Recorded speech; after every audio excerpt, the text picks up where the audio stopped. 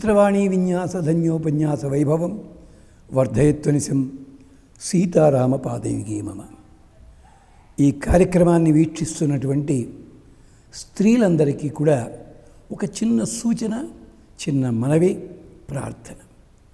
ఒకప్పుడు ఆడవాళ్ళకి పెట్టిన నియమాలు కానీ ఆచారాలు కానీ అవి చాదస్తాలుగా స్త్రీలందరినీ కూడా ఇబ్బంది పెట్టే రకంగా చెప్తుంటారు.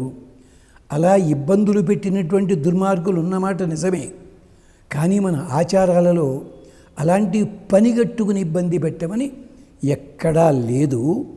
స్త్రీలకు అద్భుతమైన గౌరవమే ఇచ్చారు. ఆ శ్లోకాలు కూడా మనం తప్పర్థం చేసుకుంటాం.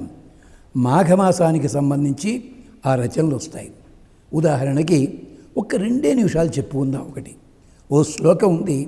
ఆ శ్లోకం వినగానే ఆడవాళ్ళంతా కారాలు మిరియాలు నూరేసి ఆ గ్రంథం ఎక్కడుందో తగలబెట్టండి అంటారు. ఏమిటది? మనుస్మృతి. దాంట్లో ఏముంది? పితా రక్షతి కౌమారే భర్త రక్షతి యవ్వనే రక్షంతి వార్ధకే పుత్రాణం న స్త్రీ స్వాతంత్రం అర్హతి. మీరు చివరి వాక్యమే పట్టుకుని నా స్త్రీ స్వాతంత్రము, ఆమెకి స్వతంత్రత లేదు అన్నదే పట్టుకుని కారాలు మిరియాలు నూరుతారు. సంస్కృతం చదువుకున్నారమ్మా. ఎక్కడైనా ఒక శ్లోకంలో ఒక పదము పునరుక్తి చేసి మళ్ళీ ఆ పదం పునరుక్తి కాకుండా ఇంకో పదం వాడారంటే వ్యాకరణ శాస్త్రంలో వేరే అర్థం ఉంటుంది. ఇది ఋగ్వేదమే చెప్పింది.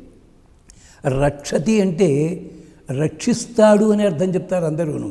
కాదు, రక్షించి తీరాలి, ఇది అర్థం. అక్కడ వేదంలో ఒక వాక్యం ఉంది, తీర్థే స్నాతి